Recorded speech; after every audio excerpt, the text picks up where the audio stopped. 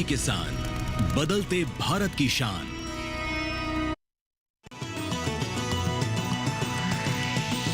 DD किसान, बदलते भारत की शान।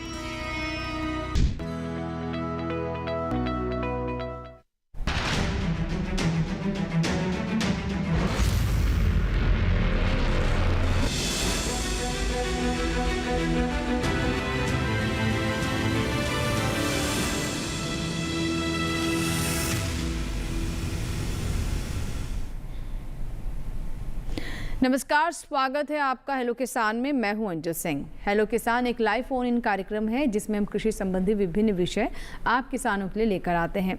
चाहे बात खेती में नई तकनीक इस्तेमाल की हो या फिर कैसे आप सरकार की योजनाओं का लाभ ले सकते हैं, इसके बारे में भी इस कार्यक्रम के माध्यम से हम आप तक जानकारियाँ पहुँचाते हैं। हमारी कोशिश ये होती है कि ज़्यादा से ज़्यादा किसानों को जागरूक कर सकें और उनके सवालों को भी एक मंच दे सकें।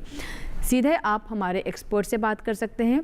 तो आइए सबसे पहले नजर डालते हैं आज के विषय पर। आज का हमारा पहला विषय है तिलहनी फसलों की देखभाल और साथ ही बात करेंगे प्रधानमंत्री मानधन योजना के बारे में। अगर आपके कोई भी सवाल हैं, इन दोनों विषयों के बारे में कुछ जानना चाहते हैं, प्रधानमंत्री मानधन योजना क्या है, कैसे इसका लाभ लिया जा सकता है, और हमारा जो पहला विषय है यानी किस तरीके से हमारे किसान तिलहनी फसलों की देखभाल करें, क्योंकि ये तिलहनी फसलों का समय भी है, तो ऐसे में क्या करना होगा, कहीं आपसे कोई चूक ना हो जाए, कोई गलती ना हो जाए और ताकि आपको कोई नुकसान हो। इसीलिए बहुत ध्यान से इस कार्यक्रम को देखें और अगर आपकी कोई आशंकाएँ हैं, कोई सवाल हैं तो हम तक पहुँचाएँ। इसके लिए आप नोट कर लें हमारा टोल फ्री नंबर 1800-113060। दूसरा नंबर नोट कर लें 1800-113061 टोल फ्री, यानी इस पर आपका कोई शुल्क नहीं लगेगा। इसके अलावा आप हमें अपने सवाल ईमेल भी कर सकते हैं, व्हाट्सएप भी कर सकते हैं। तो हमारा व्हाट्सएप नंबर आप नोट कर लें जो कि इस दौरान यानी अगले घंटे तक आपके लिए उपलब्ध रहेगा। 8800520717। ये हमारा व्हाट्सएप नंबर है। आप अपने सवाल टेक्स्ट के माध्यम से वॉइस नोट बनाकर भी भेज सकते हैं। और अगर इससे भी आसान तरीका आपको बताएं, अगर आप स्मार्टफोन इस्तेमाल कर रहे हैं, इंटरनेट की पहुंच में है, तो आप हमें अपने सवाल ईमेल भी कर सकते हैं। हमारा ईमेल आईडी नोट कर लें hellokisan2015@gmail.com। यहाँ दर्शकों को ये भी बताते चलें कि चाहे वो आपका कॉल हो, आपका व्हाट्सएप सवाल हो या फिर ईमेल हो, सभी आज के कार्यक्रम में अगले 1 घंटे के दौरान हम शामिल करेंगे। तो आप बिल्कुल ना सोचें कि अगर आपने ईमेल किया, व्हाट्सएप किया तो वो तुरंत यहाँ पर नहीं शामिल किया जाएगा। कुछ बुनियादी बातों का अवश्य ध्यान रखें जब भी आप हमें कॉल करें। नेटवर्क क्षेत्र में रहें, बहुत ज़्यादा शोर ना हो ताकि हम स्पष्ट आपको सुन सकें। इसके साथ ही ज़्यादा बातों को आप कम शब्दों में कहने का प्रयास करें ताकि अधिक से अधिक किसानों के सवालों को हम कार्यक्रम में शामिल कर सकें। और आज के जो हमारे विशेष मेहमान हैं, आइए उनसे आपकी मुलाकात करवा देते हैं। हमारे साथ वायर मीणा सर हैं। सर बहुत बहुत स्वागत है कार्यक्रम में। आप पूर्व अपर आयुक्त कृषि एवं किसान कल्याण मंत्रालय, भारत सरकार, नई दिल्ली यानी अपर आयुक्त रह चुके हैं। और जो हमारा आज का विषय है यानी प्रधानमंत्री मानधन योजना, उससे जुड़े हुए जो महत्वपूर्ण बिंदु हैं उनके बारे में आप हमें बताएंगे। और अगर हम बात करें तिलहनी फसलों की, तो उस पर जानकारी के लिए, बातचीत के लिए हमारे साथ डॉक्टर कपिला शेखावत हैं। आप प्रधान वैज्ञानिक हैं, सस्य विज्ञान संभाग, भारतीय कृषि अनुसंधान संस्थान, पूसा, नई दिल्ली में। तो जो भी आपके सवाल हैं हमारे एक्सपर्ट लाइव उनका जवाब देंगे। चलिए बातचीत की शुरुआत करते हैं और सबसे पहले हम बात करते हैं सर आपसे, जो मानधन योजना है इसके पीछे का उद्देश्य क्या है और कैसे हमारे किसानों के लिए बहुत लाभकारी है। और इसका नाम भी बताता है मानधन योजना, यानी एक सम्मान की योजना। जी, प्रधानमंत्री किसान मानधन योजना जी, इसका शुभारंभ ये सोच के किया था कि हमारे किसान भाई, क्योंकि बहुत ही कड़ी मेहनत उनको करने की ज़रूरत होती है खेती किसानी के व्यवसाय में, और 60 की उम्र होते होते उनमें वो क्षमता नहीं रह जाती उतना कार्य करने की, और ओल्ड एज में उनको किस तरीके से मदद की जाए वृद्धावस्था में। तो उसके लिए पेंशन योजना स्वैच्छिक है। किसान को कुछ अनुदान देना होता है जो इसके पात्र होते हैं। 18 वर्ष से लेकर 40 वर्ष की उम्र के जो किसान भाई हैं, उनमें भी लघु और सीमांत कैटेगरी के जो किसान हैं जिनके पास 2 हेक्टेयर या उससे कम ज़मीन है, वो इसके पात्र हैं। तो 18 से 40 वर्ष उम्र होनी चाहिए इसके बीच की, और 2 हेक्टेयर से कम खेती हो उसके रिकॉर्ड के अनुसार, जो रेवेन्यू रिकॉर्ड होता है राज्य का, तो वो लोग इसके पात्र हैं। स्वैच्छिक है, अपनी इच्छा से ले सकते हैं। अगर मान लो किसी किसान की उम्र 18 वर्ष है, वो इस को लेना चाहे योजना का लाभ, तो उसको 55 रुपए प्रति माह अपना कंट्रीब्यूशन देना होगा और समान मात्रा में सरकार 55 रुपए सरकार डालेगी, यानी उसके खाता जो खुलेगा उसमें 110 रुपए महीने जमा होगा। बिल्कुल, तो देखिए इसीलिए इसे कहा जा रहा है मानधन योजना, यानी अगर जब आप रिटायर हों, हालांकि खेती एक ऐसा कार्य है जिसमें कभी किसान रिटायर नहीं होते हैं, वो जब तक उनके हाथ पैर चल रहे हैं वो कुछ ना कुछ करते ही रहते हैं, लेकिन वृद्धावस्था में कई चुनौतियां होती हैं और उस वक्त वो सम्मानपूर्वक जीवन जी सके, जिस सम्मान से वो पूरे जीवन रहा है, इसीलिए ये मानधन, प्रधानमंत्री मानधन योजना शुरू की गई है। कैसे इससे आप जुड़ सकते हैं? अगर आप युवा किसान हैं तो ये सही समय है, आप इसके बारे में विस्तार से सोचें, गंभीरता से सोचें। आइए इस योजना को और गहराई से समझते हैं इस रिपोर्ट के माध्यम से।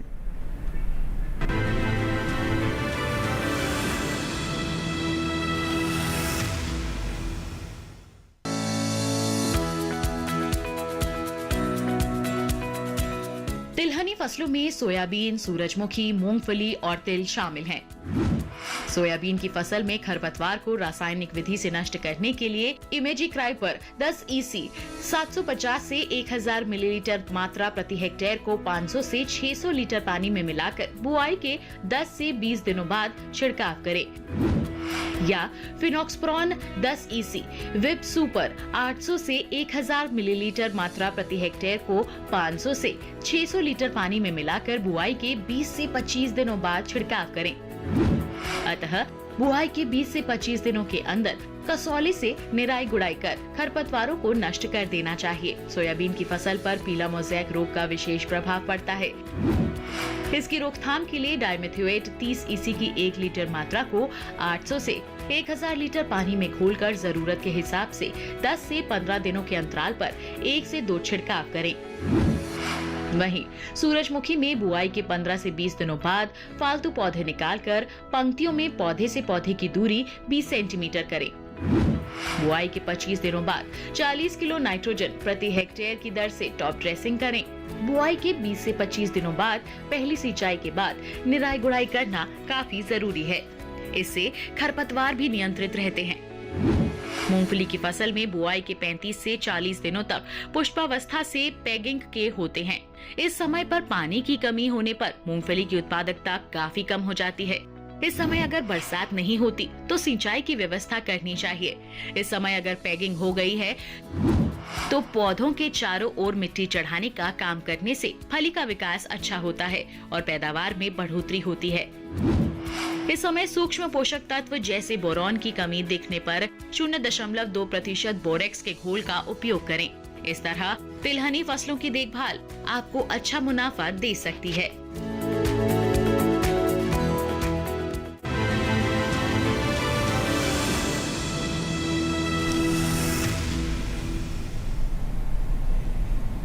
तो कपिला जी, जैसा कि अभी हमने रिपोर्ट भी देखी तिलहनी फसलों के बारे में, तो मुख्य रूप से कौन कौन सी वो फसलें हैं उसका भी हमने जिक्र किया। कैसे ये समय तिलहनी फसलों के लिए बहुत महत्वपूर्ण है? देखिए, तिलहनी फसलें जो हैं, अगर अपन अनाजी फसलों के बाद जो दूसरी महत्वपूर्ण फसलें हैं वो तिलहन ही है। और हमारे यहाँ एक बड़ी लार्ज पॉपुलेशन है जो तिलहन के उसके ऊपर हम अभी तक भी हम निर्यात पर इस पर डिपेंडेंट हैं और अभी तक भी हम इसमें तिलहन के क्षेत्र में आत्मनिर्भर नहीं हो पाए हैं।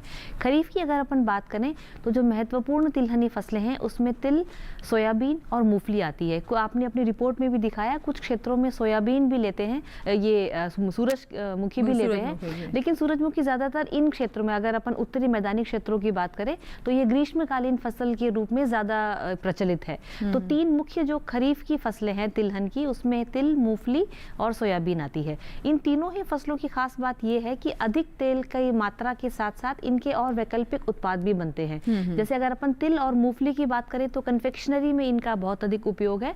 उसके अलावा सोयाबीन का अंदर जो है वो 40% इसके अंदर करीब प्रोटीन होता है और 20% तक तेल की मात्रा है। तो उस प्रोटीन के कई सारे, इसे सोयाबीन मिल्क बनता है, सोयाबीन पनीर है और इसके और कई सारे उत्पाद हैं। तो ये, और दूसरा, ये तीनों ही फसलें एमएसपी के अंडर कवर होती हैं। तो किसानों और उनकी एमएसपी पिछले कुछ दिनों में, पिछले कुछ वर्षों में बहुत अधिक इसमें बढ़ोतरी हुई है। तो किसानों के लिए ये बहुत अच्छी आय और एक अच्छी इनकम का सोर्स हो सकती है। अच्छी उत्पादन प्रक्रियाओं को इस्तेमाल करके अच्छे उत्पादन के साथ किसान भाई अधिक लाभ इन फसलों से कमा सकते हैं। जी बिल्कुल। तो देखिए, तिलहनी फसलों के बारे में जैसा कि अभी कपिला जी ने बताया कि हमारे किसान अच्छा लाभ भी ले सकते हैं और सरकार इस पर बहुत ज़्यादा फोकस भी कर रही है ताकि हम खाद्य तेलों में भी आत्मनिर्भर हो सकें।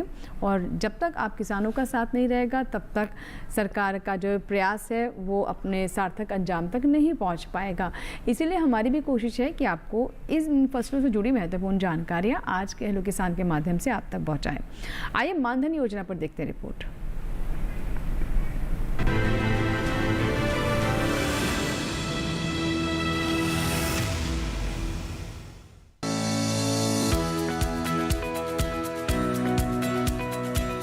प्रधानमंत्री किसान मानधन योजना एक केंद्रीय योजना है। ये योजना वित्त वर्ष 2019-20 में शुरू की गई थी। बता दें कि 18 से 40 वर्ष की आयु के समूह के लिए एक स्वैच्छिक और अंशदायी पेंशन योजना है। इसमें 60 वर्ष की आयु प्राप्त करने पर 3,000 रुपए की निश्चित न्यूनतम मासिक पेंशन का प्रावधान है।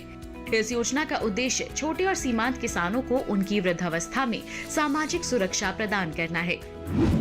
योजना में किसानों की प्रवेश आयु के आधार पर मासिक अंशदान की राशि 55 रुपए से 200 रुपए प्रति माह के बीच है। सरकार भी किसानों के पेंशन खाते में इतना अंशदान करती है, यानी किसान द्वारा दी जाने वाली राशि के बराबर की धनराशि का योगदान केंद्र सरकार देती है। योजना के तहत 60 वर्ष की आयु प्राप्त करने पर पेंशन दी जाती है। योजना से जुड़ने के समय उनकी आयु के आधार पर धनराशि का निर्धारण किया जाता है।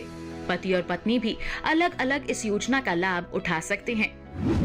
भारतीय जीवन बीमा निगम को पेंशन कोष का फंड मैनेजर नियुक्त किया गया है। निगम पेंशन भुगतान के लिए जवाबदेह है।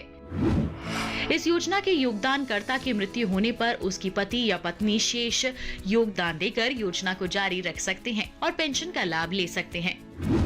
अगर पत्नी या पति योजना को जारी नहीं रखना चाहते हैं तो ब्याज सहित कुल योगदान राशि का भुगतान कर दिया जाता है। कुल मिलाकर इस योजना के जरिए किसानों को सामाजिक सुरक्षा देकर उनके भविष्य को सुरक्षित किया जा रहा है।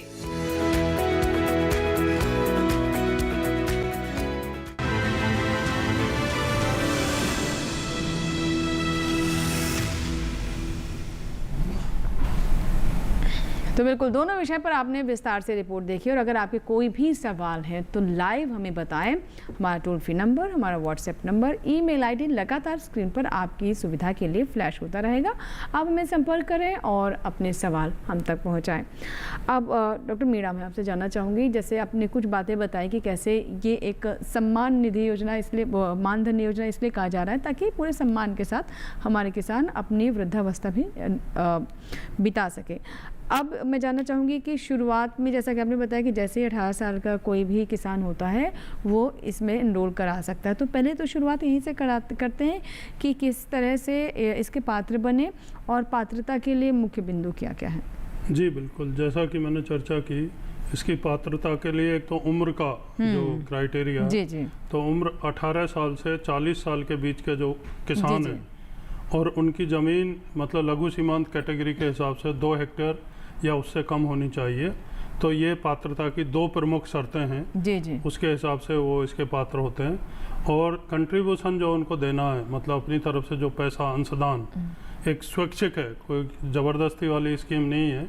स्वेच्छा से जो भी किसान भाई लेना चाहें वो ले सकते हैं। अगर 18 साल की उम्र में इसको लेते हैं स्कीम का फ़ायदा, तो उनको 55 रुपये प्रति माह जमा करना होगा और उतना ही अंशदान सरकारी खाते से जी जी उनके अकाउंट में जाएगा। तो यानी 55 रुपये देंगे तो उनके खाता जो खुलेगा उसमें 110 रुपये जमा होगा। जी जी। वैसे ही मान लो 40 वर्ष की उम्र में कोई किसान इस योजना का लाभ लेना चाहते हैं तो उनको 200 रुपये प्रति माह देना होगा और 200 रुपये ही सरकारी खाते से उसमें डालेंगे, तो यानी 400 रुपये महीने उनके खाते में जमा होंगे जी। इसका जो प्रबंधन की व्यवस्था है वो LIC जो जीवन बीमा निगम है उसको जिम्मेदारी दी गई है, वो इसको मैनेज करेगी।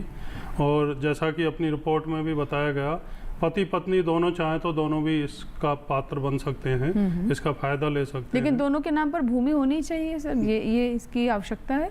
भूमि की आवश्यकता है वैसे दोनों के नाम से हो, क्योंकि ज़मीन की आवश्यकता होने पर ही ज़मीन के कागजात जो भी इसका मेंबर बनेगा उसके नाम से होंगे, तभी वो उसका पात्र होगा। जी।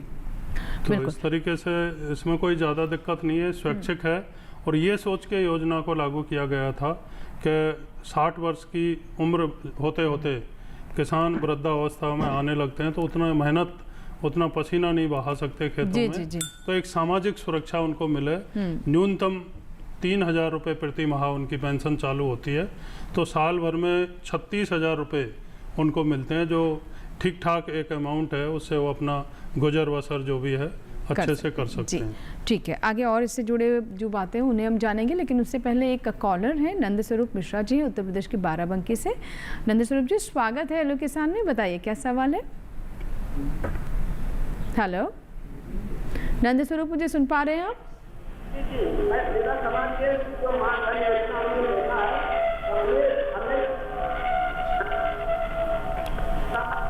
नंद स्वरूप जी, आपकी आवाज़ स्पष्ट नहीं आ पा रही, बहुत डिस्टर्बेंस है। हेलो जी जी, आप बताएं, आप सुन पा रहे हैं। मैं जानना ये चाहता हूँ कि किसान धन योजना पब्लिक के अंदर रजिस्ट्रेशन कहाँ पे कराना चाहिए, किस वक्त पे कराना चाहिए। दूसरा सवाल क्या है आपका? हेलो जी, दूसरा सवाल क्या है? हमारा ये है कि कितनी उम्र तक हमें कराना चाहिए, इसका लाभ मिल सके मान धन योजना का। ठीक है नंद स्वरूप जी।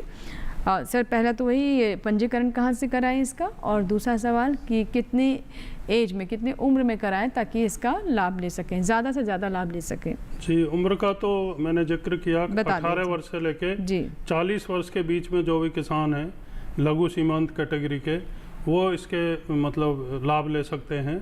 और दूसरा, रजिस्ट्रेशन कराने के लिए एक तो कॉमन सर्विस सेंटर जो हैं CSC बोलते हैं, ये आमतौर पर जो भी बड़े गांव हैं आसपास पंचायत के लेवल पे होते हैं, तो वहाँ जाकर के मुफ्त में इसका रजिस्ट्रेशन होगा। किसान भाइयों को कुछ पैसा नहीं देना होगा, जो भी उनको सर्विस चार्ज CSC को मिलेगा। रजिस्ट्रेशन के लिए क्या क्या चाहिए होता है? रजिस्ट्रेशन के लिए इनको एक तो अपना बैंक अकाउंट्स की डिटेल, पासबुक लेके चले जाएं, उसमें IFSC कोड वगैरह वो भी डालना होता है, अकाउंट नंबर है। इसके अलावा आधार कार्ड, उसकी कॉपी रखें। और इनका किसान का जो नाम और साथ में जन्म तिथि वो अकाउंट के हिसाब से होती है या नहीं, तो उसका भी कोई प्रमाण पत्र, वोटर ID, ड्राइविंग लाइसेंस, कुछ ऐसे डॉक्यूमेंट लेके जाएं। और जमीन के कागजात, जमीन के कागजात में सर, जमीन के कागजात में खसरा खतौनी या जो भी रिकॉर्ड उनके स्टेट के हिसाब से है, उसमें लघु सीमांत कैटेगरी का किसान होना चाहिए, यानी उनकी जमीन 2 हेक्टेयर या उससे कम हो, तभी ये मिलेगी। उसके वैलिड डॉक्यूमेंट भी लेके जाएं। बाकी तो कॉमन सर्विस सेंटर वाले पूरा उनको बताते हैं विस्तार से, अगर कोई कमी है तो वो उन पेपर के लिए बोलेंगे। रजिस्ट्रेशन के टाइम ही आपका एक कार्ड, ID कार्ड जनरेट होगा, पेंशन कार्ड, उसमें नंबर आएगा, उसके बाद में उसके हिसाब से आप कभी भी कोई भी तहकीकात, इंक्वायरी करना चाहें तो कर सकते हैं। ठीक है सर, और ये एक ऑटोमेटिक सिस्टम रहेगा, मतलब अपने आप ही खाते से जो पैसे कटने वो हर महीने इस योजना के तहत कटते रहेंगे? और जी, दोनों तरह का है इसमें। हाँ, सरकार की तरफ से या तो वो खुद वैसे करना चाहें, या मान लो उन किसानों में PM किसान सम्मान निधि योजना का लाभ लेने वाले किसान है कई, तो वो कर सकते हैं ऐसा फिक्स, तो उनके अकाउंट से ऑटोमेटिकली जब भी किस्त का वो होगा वो कट के चला जाएगा। तो उसका प्रावधान किया गया है, वो अलग से जाके जमा करने की उनको ज़रूरत नहीं होगी। जो किस्त आएगी उनकी प्रधानमंत्री किसान सम्मान निधि वाली, उसी से पैसा डिडक्ट होके इनके, मतलब कॉमन एक अकाउंट दे सकते हैं, मतलब सेम ही जिसने वो उनको देना पड़ेगा उस अकाउंट की डिटेल। लेकिन जैसे सर सम्मान निधि योजना वो तो सभी किसानों के लिए, बस वो टैक्स पेयर नहीं होने चाहिए जी। लेकिन ये जो है ये छोटे और सीमांत किसानों के लिए है। तो अगर आप सम्मान निधि योजना का लाभ ले रहे हैं तो आप उसी सेम अकाउंट को इस योजना से भी लिंक कर सकते हैं। और एक कॉलर है जगदीश सिन्हा है, जिन्होंने माधवपुर से हमें कॉल किया है, राजस्थान से हमारे साथ फोन लाइन पर है। जी जगदीश जी, बताइए क्या सवाल है? क्या सर? सवाल बताइए। सर, मेरा नाम तो जगदीश मेहरा है, जिला सवाई माधोपुर है, तहसील बामनवास है। जगदीश मेहरा है आपका नाम? हाँ जी। ठीक है, माफ कीजिएगा, हम इसे सुधार देते हैं। जगदीश मेहरा जी हैं जी, बताइए सवाल। मेरे किसान सम्मान निधि का योजना पैसे नहीं मिल रहे। सम्मान निधि योजना के पैसे, अच्छा इससे पहले आए हैं आपके अकाउंट में पैसे? 11-12 किस्त की बाद में पैसे नहीं आ रहे। ठीक है सर, ये अक्सर किसानों की शिकायत, हालांकि आज विषय नहीं है, लेकिन मुझे लगता है कि आप इस पे थोड़ा बता सकेंगे। जी, कई किसान भाइयों की ये शिकायत होती है। उसमें एक तो बीच बीच में बैंक अकाउंट को अपडेट करते हैं, EKYC वगैरह करानी होती है, और दूसरा इसके अलावा आप जो फार्मर पोर्टल है, एक किसान फार्मर पोर्टल, उस पर फार्मर कॉर्नर पर अगर जाएंगे आप तो उसमें डिटेल खुद ब खुद आपको आगे से आगे मिलेगी। आप चाहें तो अपने बच्चों से खुलवा के या कॉमन सर्विस सेंटर चले जाएं तो वो पूरा आपका खाता अकाउंट खोल के देख लेंगे कि क्या कमी है। कोई ना कोई कमी रहने से, कोई गैप आने से ऐसा होता है, बीच में कई लोगों की बंद हो जाती है। कभी नाम की स्पेलिंग में थोड़ा बहुत अगर फ़र्क आ गया उससे भी हो जाती है, क्योंकि राज्य सरकारें प्रमाणित करके उनकी लिस्ट भेजती हैं किन लोगों को किस्त जानी है, क्या है, तो उसमें कहीं गैप होगा तो आप इंक्वायरी करें उसकी।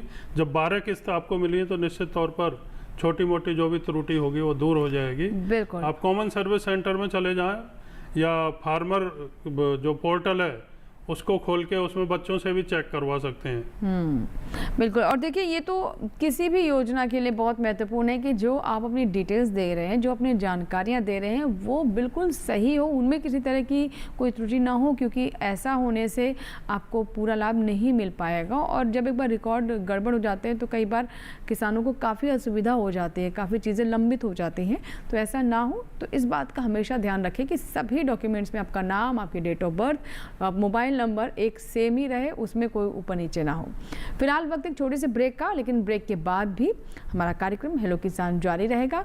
आज हम बात कर रहे हैं प्रधानमंत्री मानधन योजना की और साथ ही तिलहनी फसलों की कैसे करें देखभाल। कहीं मत जाइएगा, छोटे से ब्रेक के बाद कुछ और महत्वपूर्ण बातें आप तक पहुंचाएंगे। देखते रहें हेलो किसान।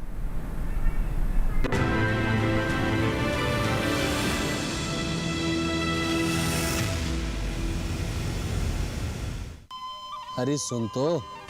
मुझे क्या सुनाना चाहते हो? जो सुनाओ मेरी सौतन को। किसको? अरे वही तुम्हारा मोबाइल फोन जिससे सुबह शाम दिन रात चिपके रहते थे और कहते थे किसान कॉल सेंटर से बातें हो रही हैं। अच्छा ये बात है। हाँ, क्यों, क्या हुआ? अब बात नहीं होती क्या? अब तो झट से बात हो जाती है। ऐसा क्या? हाँ, अब तो ज्यादा लाइनें और खास तकनीक के कारण खेती के माहिरों से तुरंत बात हो जाती है। और अगर कभी लाइन व्यस्त हो तो अपनी समस्या फोन पर रिकॉर्ड करा दो, वहाँ से फोन आ जाता है और समस्या की हल का मैसेज भी आ जाता है। ये देखो आ गया। अरे वाह, इसका मतलब इंतजार की घड़ी अब खत्म। हाँ। तभी मैं सोचूं कि आजकल मुझ पर इतना प्यार क्यों आ रहा है। कृषि संबंधी समस्याओं का अपनी भाषा में तुरंत हल पाने के लिए पूरे भारत में किसी भी फोन से हेल्पलाइन नंबर पर संपर्क करें। किसानों का दोस्त किसान कॉल सेंटर।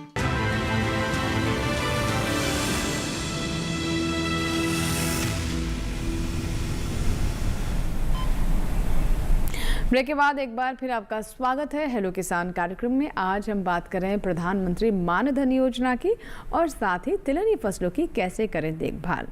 इस बीच एक दर्शक हमारे साथ जुड़ रहे हैं, विपिन हैं, जिन्होंने मध्य प्रदेश के सागर से हमें फ़ोन लगाया है। आइए बात करते हैं। विपिन जी, स्वागत है आपका हेलो किसान में। बताइए क्या सवाल है? जी नमस्ते मैम। नमस्कार विपिन जी। जी मैम, मेरे दो सवाल है जी। पहला सवाल में ये था कि आपका जो पहला विषय है, क्या सवाल है पहले एक बार फिर से बताइए। विपिन जी, आप आवाज़ नहीं आ रही आपकी, ठीक से आवाज़ नहीं आ रही, फिर से सवाल बताएं। जी 3-5 साल योजना के बारे में जानना चाह रहे थे। कौन सी योजना? नहीं समझ आया विपिन जी, आपकी आवाज़ ब्रेक हो रही है। अगर कोई चाहे तो क्या भी सभी किस्तों को भर सकता है? जानना था, जैसे 200 रुपये प्रति महीने अगर किसी को देना है तो क्या साल में एक साथ भी उनको पूरा चुका सकते? ये जानना था भाई। आप मानधन योजना के बारे में जानना चाहते हैं? जी बिल्कुल मैम, अगर इसी योजना के बारे में जानना था कि एक बार साल भर में एक बार क्या इसका पैसा दिया जा सकता है, प्रीमियम? चलिए ठीक से विपिन जी, आपकी आवाज़ नहीं आ पा रही है। आप सुन पा रहे हैं मुझे? विपिन जी, आप तक क्या मेरी आवाज़ पहुंच पा रही है? चलिए, शायद हमारा संपर्क नहीं हो पा रहा। विपिन जी, अगर आप हमें अभी टेलीविज़न से सुन रहे हैं तो आप फिर से हमें फ़ोन लगाएं, चाहे तो आप अपना सवाल व्हाट्सएप भी कर दें। लेकिन जितना मैं समझ पाई हूँ सर, जहाँ तक ये मानधन योजना के बारे में जानना चाहते थे, जो इसका देनदारी जो प्रीमियम है उसके बारे में शायद ये जानना चाह रहे कि क्या साल में एक बार दे सकते हैं, ऐसा कुछ सवाल था इनका, जितना मैं समझ पाई हूँ। नहीं, ऐसा तो प्रावधान तो नहीं किया गया है, लेकिन अगर वो देना चाहें तो मुझे लगता है उसमें सरकार को तो कोई दिक्कत होगी नहीं, पूरे साल का अगर देते हैं। इसके लिए जो जीवन बीमा निगम है जो इसका प्रबंधन कर रहा है वहाँ पर संपर्क कर सकते हैं। अगर इन्होंने पहले से स्कीम का बेनिफिट लेना चालू किया है जी, मतलब उसके मेंबर बने, तो वो अकाउंट के हिसाब से देख के आपको बताएंगे। बाकी सरकार ने प्रावधान किया मंथली जो किस्त है, लेकिन मुझे लगता है वो पक्का होगा ऐसा, क्योंकि अगर 6 महीने की भी कोई एक साथ देना चाहे या साल भर की किस्त तो उसमें तो कोई बुराई नहीं है लेने में। जी जी, अंजू लेकिन जी, योजना में ऐसा जिक्र नहीं किया। मेरा भी एक प्रश्न है डॉक्टर मीना से। जी जी, तो मीना सर, जैसे आपने बताया कि जो इसकी मासिक प्रीमियम है वो 55 रुपए से 200 रुपए तक हो सकता है जी, तो जो पेंशन है वो क्या 3000 रुपए प्रति माह निश्चित है? तो वो यस, न्यूनतम 3000 न्यूनतम है। अच्छा, हो सकता है 55 रुपए पे 3000 मिलेगा, जैसे जी। जो 55 रुपए प्रीमियम दे रहा है उसको भी 3000 मैच्योर होने पे। और दूसरा, इसका लॉक इन पीरियड मतलब किस एज तक है? 60 वर्ष तक। अच्छा जी, आप किसी भी एज में एंटर करें आपको 60 साल नहीं, तक, किसी ने 40 साल हाँ, तक की मतलब- उम्र में। तो सर मतलब यहाँ पर ये भी है कि जितनी लेट आप मान लीजिए आप 39 साल में ये करा रहे हैं तो उतना कंट्रीब्यूशन ज्यादा बढ़ जाएगा। मतलब उनका जमा जो पैसा होगा बराबर ही होगा उस हिसाब जी से। जी जी। सर इसमें कोई ऐसा भी प्रावधान है, क्योंकि कई बार हमारे जो दर्शक हैं ये भी सवाल करते हैं कि क्या अगर उसमें, क्योंकि एक बात ये भी है कि सरकार भी अपनी तरफ से अंशदान बराबर कर रही है, और कई किसान पूछते हैं कि क्या हम ज़्यादा कर सकते हैं, मान लीजिए जो निश्चित की गई है राशि उससे अधिक वो देना चाहते हैं ताकि रिटायरमेंट पे उन्हें और अधिक पैसा मिले, तो क्या ऐसा ऑप्शन है? नहीं, ऐसा कोई प्रावधान नहीं है, ये फिक्स है, स्कीम अप्रूव्ड स्कीम है। इसमें पेंशन 3000 रुपये महीने मिलनी है जी। उम्र के हिसाब से उन्होंने जो कंट्रीब्यूशन है मंथली जो किस्त भरनी है उसको 55 रुपये से 200 रुपये इसलिए रखा गया है क्यों 200 रुपये देने वाला 40 वर्ष की उम्र में ज्वाइन कर रहा है जी जी, तो उसका अमाउंट तभी जाके उतना पूरा होगा कि उसको 3000 रुपये दे पाए। और 18 वर्ष की उम्र वाला क्यों वो लंबे समय तक दे रहा है तो उसको रियायत है कि वो 55 रुपये महीने के हिसाब से जमा करे। बिल्कुल। और गारंटी है न्यूनतम 3000 मिलनी है। हो सकता है उस टाइम सरकार का कुछ फैसला हो या बजट जो पैसा मिल रहा है उसमें वृद्धि कई तरीके से हो जाती है तो उसको ज्यादा भी दिया जा सकता है, लेकिन गारंटी है कि न्यूनतम 3000 रुपये और साल के 36,000 रुपये और बहुत अधिक राशि भी नहीं है कि बहुत ज्यादा आपको कंट्रीब्यूशन करना है, और सरकार बराबर मात्रा में पैसा डाल दे रही है। कपिला जी, अब मैं आपसे जानना चाहूंगी कि इस वक्त जो तिलहनी फसलें हैं उनमें कौन कौन सी मुख्य सस्य क्रियाएं हैं जिनका ध्यान रखना आवश्यक है? देखिए, 15 जून के आसपास खरीफ की फसलों की बुआई शुरू हो जाती है मानसून के आने पर विभिन्न क्षेत्रों में। अगर उत्तरी मैदानी क्षेत्र यानी कि पंजाब, हरियाणा, राजस्थान, उत्तर प्रदेश, इन क्षेत्रों की बात करें तो इनमें जहां लगातार धान गेहूं फसल चक्र आया है उसकी वजह से कई समस्याएं, पर्यावरणीय समस्याएं, ये सब आजकल हम देखने में आने लगी है। तो इसके लिए एक विविधीकरण के लिए बहुत ही अच्छा विकल्प है तिलहनी फसलें। हमने शुरू में ही इसके जो न्यूनतम समर्थन मूल्य की बात भी की और सरकार 100% इसको बाय बैक या परचेज भी इसमें कर रही है। इन फसलों को उगाने का एक और लाभ ये भी है कि सीधा तेल के अलावा मैंने बताया इसके और कई वैकल्पिक उत्पाद बनते हैं जिनकी मार्केट में बहुत डिमांड है। तिल और मूंगफली का सर्दियों में हम सभी सेवन करते हैं, चिक्की, गजक, इन सब के रूप में। इनका तेल बहुत अच्छी क्वालिटी का होता है और कई किस्में ऐसी है जिनमें अधिक तेल की मात्रा के साथ में क्वालिटी ऑयल भी है। तो अच्छी किस्म का चुनाव करके किसान भाई इन फसलों की शुरुआत करें, इनको उगाएं। अभी जो समय है, समय पर बोई गई फसल अभी लगभग 2-2.5 महीने की होगी, किसानों के खेतों में खड़ी है, जो बहुत ही क्रांतिक अवस्था है खरपतवार प्रबंधन के लिए, सिंचाई प्रबंधन के लिए और भी कोई मान लीजिए कीट बीमारी इस तरह की जो है। तो किसानों को बहुत ही सतर्क रहना है, बहुत विजिलेंट रहना है, अपने खेतों को देखता रहना है। कई बार अभी देखा है जैसे मानसून बहुत अच्छा है और बहुत फ्रीक्वेंट रेन्स है हमारे यहाँ, एक लंबा ड्राई स्पेल अगर आता है तो किसान भाइयों को देखना है और सिंचाई की सुविधा उनमें होनी चाहिए। दो बहुत ही क्रांतिक अवस्थाएं हैं, एक तो जब फली बनने लगती है और एक जब दाना भरने लगता है। उस समय किसी भी अवस्था में जल की कमी नहीं होनी चाहिए और साथ ही अगर आप पानी ज्यादा है तो ड्रेनेज या निकास की व्यवस्था भी आपको करनी होगी, क्योंकि ये फसलें जल भराव के लिए जितनी सेंसिटिव हैं उतनी ही मतलब आगे उसमें जो उपज है उसकी कमी देखी गई है। उसके अलावा जैसे खरपतवार नियंत्रण वगैरह आपको लगातार करते रहना है। कुछ सवाल भी आए मैम, ईमेल हमारे पास आए हैं, कुछ व्हाट्सएप भी आए हैं। तो ये दर्शक है शिवम है उत्तर प्रदेश लखनऊ से और ये जानना चाहते हैं कि मूंगफली की फसल में जो खरपतवार हो जाते हैं जिसके बारे में आप कह ही रहते, देखिए उससे जुड़ा सवाल भी आ गया है, खरपतवार नियंत्रण कैसे करें मूंगफली की फसल? देखिए, दो इसकी जो है, जैसे आप उसकी बुआई करते हैं, उसकी बुआई के तुरंत बाद प्री इमरजेंस हर्बिसाइड हम जिनको बोलते हैं, उसमें आपको 24 से 48 घंटे के भीतर आपको पेंडिमिथिलिन नाम का एक जो खरपतवार नाशक है उसकी 1 से 1.25 लीटर मात्रा जो है वो आपको प्रति हेक्टेयर 500 से 600 लीटर पानी में घोल बनाकर आपको तुरंत छिड़काव करना है। तो इसके बाद में शुरुआत आपको 20-25 दिन तक आपको खरपतवारों की समस्या नहीं होगी। उसके बाद जो है आप उसके अंदर एक निराई गुड़ाई कर लीजिए 25 या 30 दिन के आसपास, तो ये आपको एक संपूर्ण कंट्रोल जो है वो दे सकता है। उसके अलावा अगर आपको लगता है कि खरपतवारों की समस्या इसमें बहुत ज़्यादा है तो उस समय आप एक इमेस्टापायर की लो डोज जो है और एक दूसरा इसके अंदर हर्बिसाइड आता है प्रॉप इन दोनों का एक मिक्सचर और रेडी मिक्स भी आता है, इनको भी आप एक लो डोज में करके 25 दिन के आसपास अगर आप स्प्रे कर देते हैं और उसके अलावा उसके बाद में तो जो है वो मूंगफली की फसल अच्छी फैल जाती है। ज़्यादातर स्प्रेडिंग टाइप ये जो वेराइटीज हैं वो किसान भाई यूज करते हैं और उसके बाद खरपतवारों की समस्या इसमें नहीं आती। तो प्री इमरजेंस और अगर आप एक गुड़ाई कर देते हैं 25 दिन के आसपास तो आपको आगे लंबे समय तक खरपतवारों से छुट्टी मिल सकती है। बिल्कुल बिल्कुल मैम, एक सोयाबीन पर भी सवाल आया है, वो भी हम लेंगे, लेकिन अभी हमें एक छोटा सा ब्रेक लेना होगा। ब्रेक के बाद भी हेलो किसान जारी रहेगा। ब्रेक पर जाने से पहले दर्शकों को एक बार फिर से बता दें, आज हम बात करें प्रधानमंत्री मान धन योजना और साथ ही किस तरीके से तिलहरी फसलों में हमारे किसान ध्यान रखें, किस तरह से देखभाल करें इन फसलों का ताकि अच्छा उत्पादन प्राप्त हो सके। फिलहाल छोटा सा ब्रेक।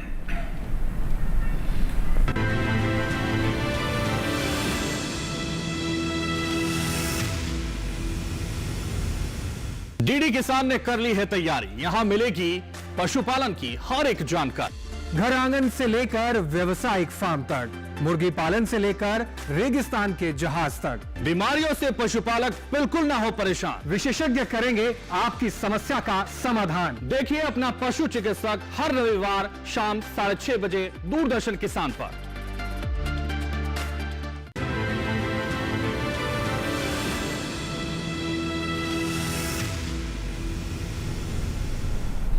ब्रेक के बाद एक बार फिर आपका स्वागत है हेलो किसान में, और हमारे साथ एक कॉलर हैं सत्य प्रकाश, जिन्होंने उत्तर प्रदेश के हरदोई से कॉल किया है। आइए उनका सवाल ले लें। जी सत्य प्रकाश जी, बताइए क्या सवाल है। ये किसान है क्या नाम मान धन योजना के बारे में जानना है। क्या जानना चाहते हैं आप? मान धन योजना जो है केंद्र सरकार। अच्छा ठीक है सत्य प्रकाश जी, आपकी उम्र कितनी है? मान धन योजना के बारे में। जी जी, आपकी उम्र कितनी है? आपकी एज कितनी, उम्र कितनी, कितने साल के हैं आप? उम्र हमारी 20-9-66 है। कितने? 20-9-66 है, चलेंगे लगभग 58 वर्ष है। 58 साल के, जी ठीक है। तो ये आप अपने लिए जानना चाहते हैं, परिवार में किसी और के लिए? परिवार में बेटा है। बेटे के लिए, ठीक है ठीक है जी सर। बेटे की क्या उम्र है आपके? उसकी जन्म तिथि है करीब 35-36 साल। 35-36 साल। हाँ, तो बेटे को इसका लाभ मिल सकता है, लेकिन जमीन कितनी है आपके पास? क्योंकि इसमें लघु और सीमांत जो किसान है, मतलब जिसके पास 1.5-2 हेक्टेयर तक जमीन या उससे कम लघु है ना, तो फिर आप इसका लाभ ले सकते हैं। पुत्र के नाम पर खेत है सत्य प्रकाश जी? है? पुत्र के नाम पर खेत है? पुत्र के नाम नहीं, अभी है हमारे नाम। अच्छा सर, ये भी बता दीजिए। देखिए ये भी एक कई बार एक्चुअली जो किसान जिसको लाभ देना है उसके नाम से होनी चाहिए जमीन। अच्छा हाँ, तभी वो उसका पात्र हो पाएगा किसान, क्योंकि रजिस्ट्रेशन उसका होगा, उसके नाम से जमीन होनी चाहिए। और उम्र 18 से 40 के बीच में, तो उम्र तो ठीक है, लेकिन उनके नाम से जमीन नहीं है तो उनको किसान नहीं माना गया है, जो इसका नियम कायदा जो बनाया उसके हिसाब से। अच्छा सर, उसमें मतलब खेती हम अपनी उसको दे सकते? नहीं, खेती उसके नाम से होनी चाहिए, मतलब खेत ही उसके नाम से देने को तो ऑटोमेटिकली बाद में तो आ ही जाती है बेटे के नाम से। और इसमें सितंबर 2019 से ये योजना लागू की थी, तो नियम तो ऐसे बनाया था कि उस टाइम का जो भूमि रिकॉर्ड है उसमें वो किसान की जो जमीन है वो होनी चाहिए और 2 हेक्टेयर से कम। अच्छा सर, मुझे लगता है इनका सवाल ये भी था कि मान लीजिए अभी तो पुत्र के नाम पर नहीं है, और जैसे एक हर जगह के अपने लैंड लॉज होते हैं कि अपने आप ही ज़मीन जैसे पिता के बाद पुत्रों के नाम आ जाती है।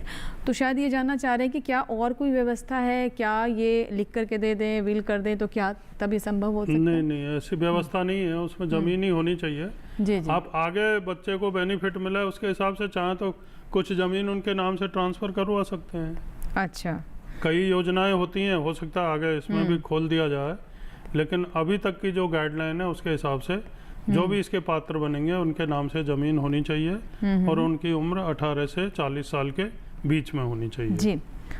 सुरेश पाटिल जी हमारे साथ एक दर्शक बेलगांव कर्नाटक से, आइए सवाल लेते हैं। जी सुरेश जी बताइए क्या सवाल है? हेलो। हाँ नमस्ते जी नमस्कार सुरेश जी, बताइए क्या सवाल है आपका? तो तिलहन की फसलों में जो मूंगफली होती है तो वहाँ के बुआई करने से निकालने तक को हमको बंदर से परेशानी बहुत है। अच्छा, तो इसका सही समस्या का हल कैसे करेंगे? जी ये तो सिर्फ तिलहनी फसलों में नहीं, बहुत सारी सभी फसलों में फसलों में समस्या है। है। नीलगाय की समस्या बहुत है अगर उत्तर प्रदेश और इन क्षेत्रों की बात कर्नाटक से। करें। हाँ। तो इसके लिए तो आपको एक सामूहिक प्रयास करना होगा। उसके अलावा एक कुछ टेक्नोलॉजी तो नहीं कह सकते, लेकिन अगर आप फेंसिंग करा के उसमें, हालांकि थोड़ा सा इनह्यूमन है, लेकिन एक बहुत ही लो का जो करंट होता है वो इसके अंदर मतलब हमेशा एक्टिव रहता है। उस तरह से जाननी नुकसान जाएगी। नहीं होगा। हाँ। बस ये है कि टच करने पे उनको समझ में आएगा, और जानवर बहुत ही समझदार होते हैं। एक बार जिसने वो हल्का सा करंट बियर किया है वो वापस उस तरफ नहीं आएगा। जी, जी, जी। तो ये कर सकते हैं। और आप एक सामूहिक रूप से इसका जो है कुछ कर सकते हैं कि भाई उनको बाहर रखें, और जो आसपास के लोग हैं वो उनको फीड ना कराएं, क्योंकि आसपास हम लोग ही बंदर को केला और ये सब देते रहते हैं। कई जगह उनको एक धार्मिक उसके रूप में भी देखा जाता है। तो अगर इस तरह की जो समस्याएं हैं, और खेत ज्यादातर बाहर की तरफ होते हैं, तो वो जो जहाँ पे हैबिटेशन है, जहाँ लोग रहते हैं, उधर ज्यादा आते हैं। और उनको इस तरह से अगर अपन प्रमोट नहीं करें तो एक सामूहिक रूप से किया जा सकता है। बाकी वो लो लेवल करंट है, या अगर आप फेंसिंग करते हैं, या उसके अलावा कुछ ऐसी मशीन्स भी हैं जो लगातार कुछ इंटरवल के बाद में एक साउंड बनाते हैं, मतलब एक नॉइज या एक शोर करते हैं हर 5-7 मिनट के बाद में। जी जी। तो जैसे उसका ऐसे तो कई में क्या सिस्टम डिवाइस भी आते हैं जो छोटे हल्के डिवाइसेस हैं जिसमें करंट है या कोई नॉइज क्रिएट करते हैं इससे, या खुद ही आप जैसे रात को बंदर नहीं आएंगे, उनका एक पीक टाइम होता है, सुबह आते हैं और फिर एक शाम को आते हैं। तो उस समय आप मतलब आप बारी बारी करके आप एक जो पहरा दे सकते हैं। इस तरह का कोई एक कम्युनिटी बेसिस पे अरेंजमेंट आप कर सकते हैं। कपिला जी, क्या कुछ फसलें भी ऐसी ले सकते हैं जैसे हम मिश्रित खेती करते हैं, या बीच में अगर आप मूंगफली के साथ दूसरी कोई फसल है, ऐसी कोई फसल? हाँ, जैसे अरंडी की फसलों के बारे में हम, अरंडी की जो है वो काफी पेरिनियल एक क्रॉप है, और उसमें थोड़े कांटे होते हैं, और ये बहुत उसमें एक रिपल्सिव स्मेल है। तो वो कई बार देखा गया है कि इस प्रकार के जो जानवर हैं उनको डिस्करेज करते हैं खेत में आने के लिए। लेकिन अब बंदर तो क्योंकि जंप भी कर सकते हैं, और आप पूरा ऐसे डेंस फेंसिंग कर पाना तो मुश्किल होगा। तो बाकी और जो विकल्प बताए हैं उनमें से किसी एक का चुनाव करके या पहरा देकर आप इस समस्या से कुछ हद तक छुटकारा मिल सकता है। जी। अब एक हमारे साथ दर्शक हैं जिन्होंने हमें ये सवाल व्हाट्सएप किया है। मैम, ये राघव हैं जिन्होंने ग्वालियर मध्य प्रदेश से सवाल पूछा है। ये जानना चाहते हैं कि सोयाबीन की खेती करते समय किन बातों का ध्यान रखें? देखिए, सोयाबीन एक अच्छी फसल है, 40% तक प्रोटीन है उसमें। इसके प्रोटीन की आजकल बहुत डिमांड है। आजकल लोग जो जैसे कई कैटेगरीज का दूध के बारे में डिस्कस करते हैं, तो सोया मिल्क, सोया पनीर, कई लोग सोया बटर प्रोडक्ट्स नहीं लेना चाहते इसके लिए जैसे कुछ लोगों में वो लैक्टोजन इंटॉलरेंस होता है, जो काउ मिल्क को डाइजेस्ट नहीं कर पाते, उनके लिए बहुत अच्छा विकल्प है। उसके अलावा 20% तक इसमें तेल भी है। तो ये एक बहुत ही कमर्शियल क्रॉप के रूप में एस्टैब्लिश हो गई है, और अच्छा उपज मिलता है इससे, और अच्छा मुनाफा भी होता है। बिल्कुल, और ये तिलहन और दलहन दोनों ही बिल्कुल है। तो ज्यादा मतलब आप सोयाबीन की बढ़िया है। हम लोग तो वैसे ही प्रोटीन, एनर्जी, माल न्यूट्रिशन, हमारे यहाँ पे अधिकतर जो जनसंख्या है वो भी शाकाहारी है, तो प्रोटीन का भी एक बहुत अच्छा सोर्स है तिल के साथ साथ। तो इसकी तो अच्छी डिमांड है।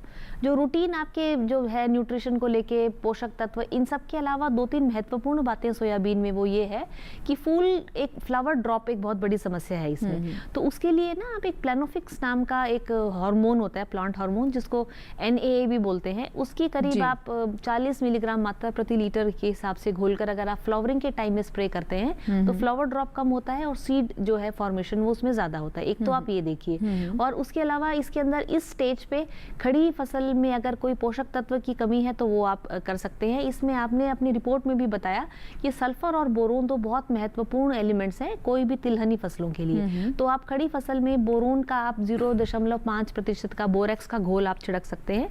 उसके अलावा मल्टीप्लेक्स का एक जो आता है कई कंपनीज का बहुत अच्छा है, उसका आप स्प्रे कर सकते हैं 1 लीटर प्रति हेक्टेयर की दर से। तो उसमें सारे जो है वो साथ के साथ जो सूक्ष्म पोषक तत्व माइक्रो न्यूट्रिएंट्स हैं वो उससे तेल की मात्रा, क्वालिटी की मात्रा, और क्योंकि प्रोटीन और ऑयल दोनों इन्वॉल्व है तो हमारा फैटी एसिड कॉम्पोजिशन इससे बहुत अच्छा इंप्रूव होता है। तो सोयाबीन की अच्छी फसल के लिए आप ये 2-3 चीज़ों का इस्तेमाल करें और कोई ना कोई जैविक आप स्रोत इस्तेमाल करें आप कीड़ों और बीमारियों के लिए। एक हेल्दी फसल होगी। उसके अलावा अगर आप शुरुआत में ही आप ब्रेडी राइजोबियम नाम का अगर आप एक टीका लगाते हैं तो उससे भी इसकी उपज और तेल की मात्रा और प्रोटीन की मात्रा में बढ़ोतरी होती है। तो इन चीज़ों का ध्यान रखें। बाकी जो रूटीन चीज़ें हैं सिंचाई को लेके, खरपतवार को लेके या पोषक तत्व प्रबंधन, वो तो आपको रखना ही है ध्यान। बिल्कुल। और दर्शकों से हम ये कहेंगे अगर आपके कोई भी सवाल हैं प्रधानमंत्री मानधन योजना या फिर तिलहनी फसलों पर, आप ज़रूर हमें कॉल करें, व्हाट्सएप करें या ईमेल करें। सभी सवाल लाइव कार्यक्रम में शामिल किए जा रहे हैं। अब सर मैं आपके पास आना चाहूँगी, जैसे कि हमारे दर्शकों का सवाल था कि किस किस तरीके से कौन कौन लोग इसके पात्र हो सकते हैं। पहली बात तो ये कि आप छोटे और लघु सीमांत छोटे किसान होने चाहिए, आपकी आयु 18 साल से ऊपर होनी चाहिए। सर कई बार किसानों के मन में ये भी आशंका होती है कि बहुत लंबा टर्म है, मतलब अगर आप अभी 40 साल के हुए हैं और उसके बाद आपके पास विकल्प नहीं है, तब तक के लिए क्या मतलब बहुत लंबा समय है। अगर कोई अप्रिय घटना होती है तो किसे वो धन का लाभ मिलेगा, कोई पहले अगर उस धन को निकालना चाहता है तो क्या जो सरकार की तरफ से कंट्रीब्यूशन था वो उसमें रहेगा या नहीं रहेगा? बिल्कुल, आपने बहुत अच्छा सवाल किया है। अगर इस तरीके की कोई दुर्घटना होती है, मान लो कोई आदमी है, उसने मेंबर उसका बना हुआ है, उसकी डेथ हो जाती है आकस्मिक, तो उनकी पत्नी को पूरा चाहे तो अधिकार होगा, वो उसको कंटिन्यू कर सकती हैं कंट्रीब्यूशन देके, और अगर वो नहीं चाहें, विड्रॉ करना चाहें तो विड्रॉ कर सकती हैं। अगर वो कंट्रीब्यूट नहीं करना चाहें और उसका लाभ लेना चाहें तो उनको 50% जो पेंशन है, यानी 3,000 के बजाय बिना कुछ कंट्रीब्यूशन के भी उसके बाद में उनको 1,500 रुपये पर मंथ वो मिलेगा पेंशन का। और अगर वो पूरी पेंशन लेना चाहें तो आगे के पीरियड के लिए वो खुद कंट्रीब्यूट कर सकती हैं। मान लो उनको कोई भी लाभ नहीं लेना और वो कहें कि हमें तो पैसा वापस चाहिए, तो उनको जो बैंक में इंटरेस्ट होता है उसके हिसाब से, अगर 10 साल के अंदर ये हुआ है और अगर उसके बाद में कुछ ऐसा होता है तो उनको और ब्याज भी बढ़ के मिलेगा और पूरा पैसा उनका कैलकुलेशन करके वापस कर दिया जाएगा। जी जी। तो सर इसमें क्या कोई नॉमिनी भी बनाना होता है या फिर ये स्वतः ही है कि अगर जो पति हैं उनके बाद उनकी पत्नी को मिलेगा, या फिर मान लीजिए नॉमिनी का प्रावधान है इसमें। जैसे पति ले रहा है तो पत्नी को जनरली वो बनाते हैं या किसी और को भी बना सकते हैं, उनके ऊपर निर्भर करता है जी जी। कि ऐसी दुर्घटना हो तो उनकी एब्सेंस में किसको इसका लाभ मिलना चाहिए। और जीवन बीमा निगम है वो पूरा प्रबंधन इस चीज़ का करता है।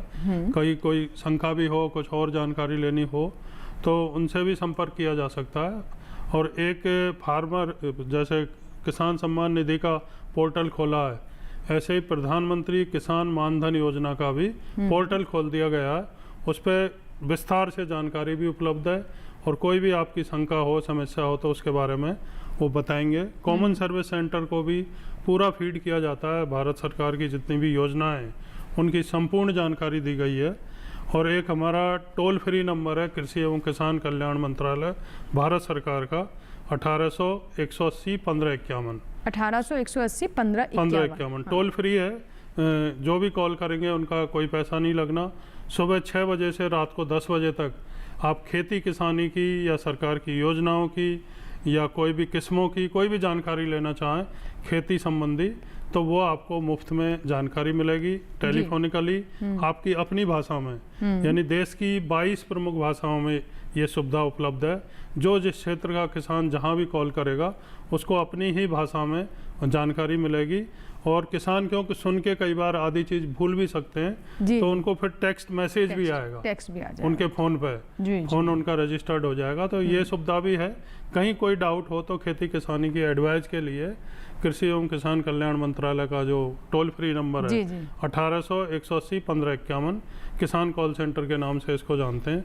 और कृषि विज्ञान केंद्र जो हैं हमारे भारतीय कृषि अनुसंधान परिषद के बहुत बड़ा नेटवर्क है, 700 से ज़्यादा कृषि विज्ञान केंद्र देश में है और सभी ग्रामीण जो जिले हैं उनमें उसकी सुविधा है। तो वहाँ पर भी आप संपर्क कर सकते हैं। नंबर मैं बता दूं दर्शकों को एक बार फिर से 1800-180-1551 जी, ये टोल फ्री नंबर है। और इस योजना के बारे में कुछ भी आपको जानना तो आप इस पर कॉल कर सकते हैं। एक कॉलर है सत्यव्रत, जिन्होंने उत्तर प्रदेश से हमें कॉल किया है। आइए बात करते हैं। जी सत्यव्रत जी बताइए, संभल से हमारे साथ जुड़ रहे हैं आप, बताएं क्या सवाल है। हेलो जी हाँ जी सर बताएं। सत्यव्रत जी आप मुझे सुन पा रहे हैं? जी बताइए, सवाल बताएं। मैम मेरा सवाल ये है कि हम सरसों की कौन सी वैरायटी बोएं जिससे हमें अधिक उत्पादन मिल सके। सरसों की अच्छी सरसों वैरायटी के बारे में आप जानना चाह रहे हैं तो सितंबर माह से सरसों की जो विभिन्न जिसमें से उनकी बुआई शुरू हो जाती है, तोरिया है, इन सब की तो बहुत अर्ली है। और कई जगह पर जहां खरीफ में कोई फसल नहीं ले पाए, या मान लीजिए आपने कोई फॉडर या चारे की फसल ली है या मक्के की फसल ली है, तो भी आपका खेत 15 सितंबर के आसपास खाली हो जाता है। तो सितंबर के आखिरी से आप सरसों की बुआई शुरू कर सकते हैं। बहुत सारी अच्छी किस्में हैं, पूसा संस्थान से भी निकली हुई किस्में हैं, पूसा मस्टर्ड 25, 26, 27। उसके अलावा क्वालिटी मस्टर्ड जो हम 00 वेराइटीज़ कहते हैं, पूसा मस्टर्ड 31, पूसा मस्टर्ड 32 आप ले सकते हैं। उसके अलावा गिरिराज बहुत अच्छी किस्म है जो आपका सरसों अनुसंधान केंद्र है, वहाँ की किस्में हैं। उसके अलावा NRC HB 501 है। तो आपने आसपास के हिसाब से और आप इनमें से किसी अच्छी किस्म का चुनाव करके आप अगर 30 सितंबर के आसपास बुआई करते हैं तो आपका खेत जल्दी खाली हो जाएगा। और आप एक ग्रीष्मकालीन एडिशनल फसल भी आप ले सकते हैं जिसे हम फसल सघनीकरण कहते हैं। तो आप 2 की जगह 3 फसलें ले सकते हैं। तो इस तरह से आप अपने इनमें से किसी अच्छी किस्म का चुनाव करके बुआई कर सकते हैं। जी जी मैम, एक सवाल आया है हमारे पास, व्हाट्सएप सवाल है। ये दर्शक है सुरेंद्र यादव, जिन्होंने मध्य प्रदेश खरगोन से सवाल भेजा है।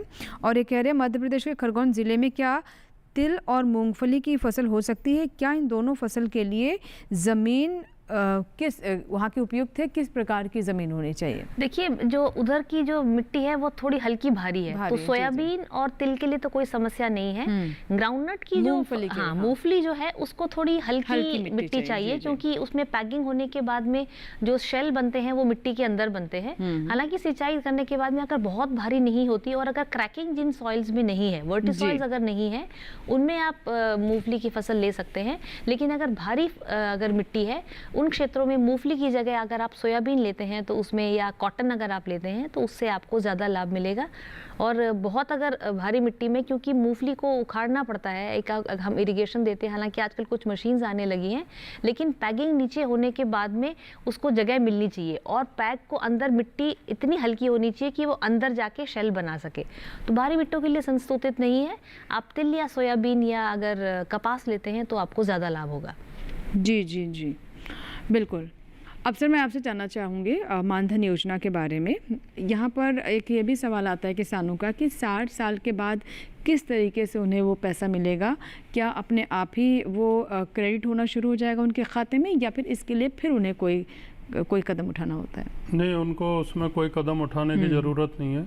जैसे ही उनका मैच्योरिटी पे आएगी पॉलिसी, तो उनको जैसे जीवन बीमा निगम की जितनी भी दूसरी योजनाएँ हैं उसी तरीके से उनको बाकायदा एक कार्ड बनेगा, उसमें पूरी डिटेल होगी। और कोई भी उनको संदेह हो तो जीवन बीमा जो है LIC, लाइफ इंश्योरेंस कॉरपोरेशन, वहाँ जा कर के आप मिल के भी बात कर सकते हैं अधिकारियों से। बाकायदा आपको नंबर भी, उनके टोल फ्री नंबर भी होते हैं, उस पर भी जानकारी ले सकते हैं। तो उसमें अलग से उनको कोई फॉर्म भरना, रजिस्ट्रेशन करना, वो सब नहीं होगा। सारा इनका अकाउंट जीवन बीमा निगम है, उसी के पास होगा और वो पूरी जानकारी उनको देंगे। जी जी बिल्कुल, इसी के साथ ही अब यहाँ पर हम एक और छोटे से ब्रेक ले रुकेंगे। आप कहीं मत जाइएगा, अब कार्यक्रम के अंतिम पड़ाव में है, तो ज़्यादा से ज़्यादा सवाल हम तक आएँ, हमारी यही कोशिश रहती है, तो ज़रूर अपने सवाल हम तक पहुँचाएँ छोटे से ब्रेक के बाद भी।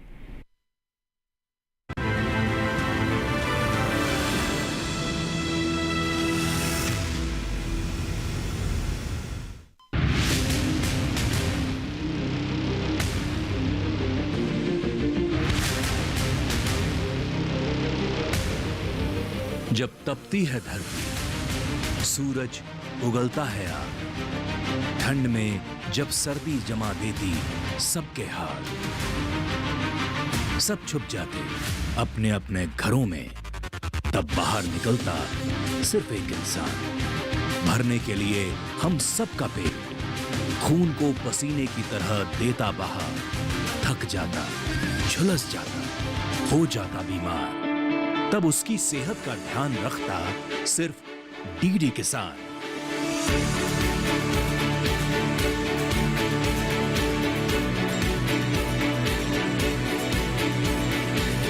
देखिए स्वस्थ किसान शनिवार शाम 6 बजे लाइव, सिर्फ दूरदर्शन किसान चैनल पर।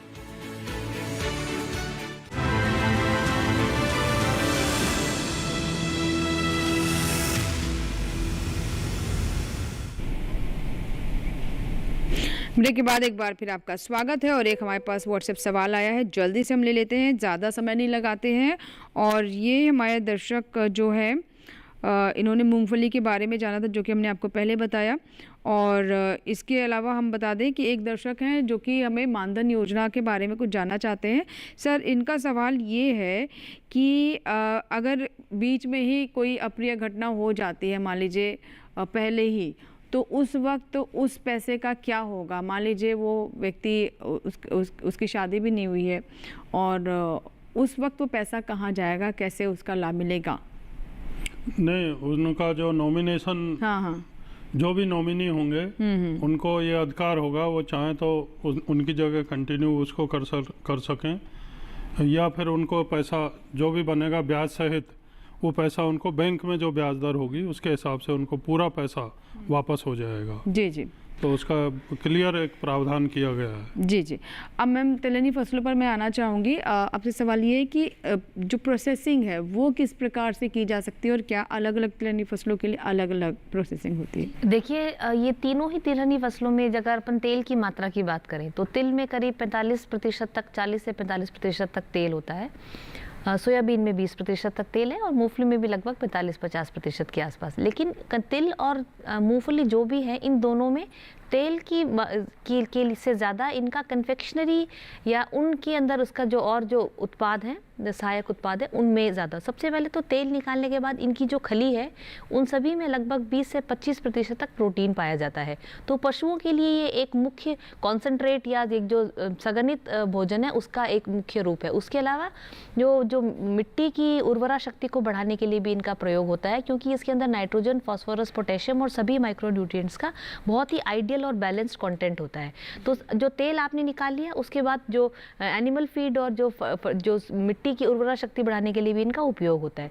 कन्फेक्शनरी में जब अगर अपन बात करें तो तिल और मूंगफली, इसमें छोटे छोटे जो आपकी जहाँ पे जैसे गुजरात के एरिया में बहुत ज़्यादा ये होती है, राजस्थान में बहुत ज़्यादा होता है, तो उसमें इनकी जो गुड़ के साथ में, क्योंकि ये अब ये फसलें अब पककर और सर्दियों में खाने के लिए तैयार हो जाएंगी, तो कन्फेक्शनरी प्रोडक्ट्स में इनका उपयोग होता है, जिसमें तिल के साथ में और ये गजक और ये मूंगफली रोस्टेड खाते हैं इसमें। इसके अलावा इनका जो प्रोटीन कंटेंट है वो बहुत सुपाच्य होता है, तो जो बेबी फूड्स में इनका बहुत अधिक उपयोग है। तो जो महिलाएं हैं स्पेशली जो गांव की, वो अपना एक FPO बनाकर इस प्रकार के छोटे छोटे प्रोडक्ट्स यूज़ कर सकते हैं। अगर मूंगफली की बात करें तो इसका तेल बहुत अच्छा सब्स्टिट्यूट है रिफाइंड तेल की जगह। रिफाइंड के बारे में आजकल बहुत इसका जो कई स्वास्थ्य के प्रति इसके प्रतिकूल प्रभाव देखे गए हैं, तो मूंगफली का तेल फ्राइंग के लिए बहुत आइडियल तेल है। तो इस प्रकार छोटे छोटे इंडस्ट्रीज बनाकर भी जो महिलाएं हैं वो आत्मनिर्भर हो सकती हैं और ये छोटा लघु उद्योग शुरू कर सकते हैं। जी जी, तो देखिए लघु उद्योग बनाकर भी आप आत्मनिर्भर हो सकते हैं। और साथ ही जो हमारे आज की जो दूसरी योजना है जिसके बारे में बात कर रहे हैं, यानी मानधन योजना, ये भी आपको एक आर्थिक बल देती है। तो सर, अंत में कुछ और सुझाव हमारे दर्शकों को देना चाहेंगे? कार्यक्रम को समाप्त करने का समय हुआ है, कुछ क्लोजिंग पॉइंट्स। मैं तो किसान भाइयों को यही कहना चाहूँगा कि आप जागरूक रहें। सरकार समय समय पर ढेर सारी योजनाएं किसान हितकारी लेके आती है, लेकिन बहुत से किसान हैं जो वंचित रहते हैं, उनको जानकारी भी नहीं होती पूरी तरह से, और कहाँ जाना है, कैसे करना है, इसके अभाव में वो उसका लाभ नहीं ले पाते। तो नियमित रूप से दूरदर्शन है, ऑल इंडिया रेडियो के कार्यक्रम हैं, कृषि अधिकारी या आपके ग्राम स्तर के जो अधिकारी हैं उनसे भी संपर्क बनाए रखें। और सबसे बढ़िया जो मैंने कॉल सेंटर का नंबर बताया, आप घर बैठे टेलीफोन करके किसी भी योजना की जानकारी ले सकते हैं जो खेती किसानी की है, और कैसे आपको लाभ लेना है, कैसे रजिस्ट्रेशन कराना है। कॉमन सर्विस सेंटर बहुत नज़दीक में होता है आपके, वहाँ जा कर के भी आप ये संपूर्ण जानकारी लेके उनका लाभ ले सकते हैं। जी जी बिल्कुल। तो देखिए बहुत महत्वपूर्ण विषय थे, एक तो था प्रधानमंत्री मान धन योजना और दूसरा तिलहनी फसलों की देखभाल। तो कैसे हमारे किसान अच्छा उत्पादन ले सकते हैं, फसल का पूरा लाभ मिले और साथ ही सरकार की योजनाओं का भी लाभ मिले, इन दोनों ही स्तर पर हम लगातार प्रयास करते हैं आपको जागरूक बनाने के लिए, आपकी समस्याओं का समाधान करने के लिए। बहुत बहुत शुक्रिया डॉक्टर कपिल आपका भी और डॉक्टर मीणा आपका भी स्टूडियो में आए और इन दोनों विषय पर इतने विस्तार से, इतनी सरल भाषा में हमारे दर्शकों को समझाया। इसी के साथ ही आज के हेलो किसान में फिलहाल इतना ही, लेकिन अगले अंक का विषय क्या है आइए डालते हैं उस पर नजर। अगले अंक का हमारा विषय है किसान उत्पादक संगठन यानी एफपीओ, और साथ ही बात करेंगे खरीफ फसलों में खरपतवार नियंत्रण की। अगर आप हमें संपर्क करना चाहते हैं टोल फ्री नंबर के माध्यम से, फेसबुक के माध्यम से, तो सभी विकल्प आपके सामने हैं। आप हमें ईमेल भी कर सकते हैं, अपने सवाल आप कार्यक्रम के बाद भी हम तक पहुंचा सकते हैं। इसके लिए बस आपको करना ये है कि आप हमारे टोल फ्री नंबर पर कॉल करें और अपने सवाल रिकॉर्ड करवाएं जिन्हें हम कार्यक्रम में शामिल करेंगे। तो सबसे पहले आपको बता देते हैं हमारा ईमेल आईडी क्या है। आप जानते हैं हमारा ईमेल आईडी है hellokisan2015@gmail.com, जिस पर आप अपने सवाल भेज सकते हैं। इसके साथ ही अगर आप चाहें तो हमें आप कॉल सेंटर नंबर पर कॉल कर सकते हैं। आपने ईमेल आईडी देखा और कॉल सेंटर नंबर है 1800-113-060, जो कि आपके लिए सोमवार से शनिवार सुबह 6 बजे से रात 10 बजे के बीच उपलब्ध रहता है। आप इस पर कॉल करें और अपने सवाल रिकॉर्ड करवाएं। आप हमारा ये कार्यक्रम यूट्यूब चैनल पर भी देख सकते हैं। अगर आज का कार्यक्रम बीच में से देखा है, कोई और जानकारी आप प्राप्त करना चाहते हैं, फिर से सुनना चाहते हैं, तो इस QR कोड को स्कैन करें और यूट्यूब पर भी देखें हेलो किसान। और यहाँ लेंगे आपसे इजाज़त, लेकिन हेलो किसान के अगले अंक में फिर होगी आपसे मुलाकात नए विषय के साथ, नए विशेषज्ञों के साथ। तब तक आप बने रहें दूरदर्शन किसान के साथ। नमस्कार।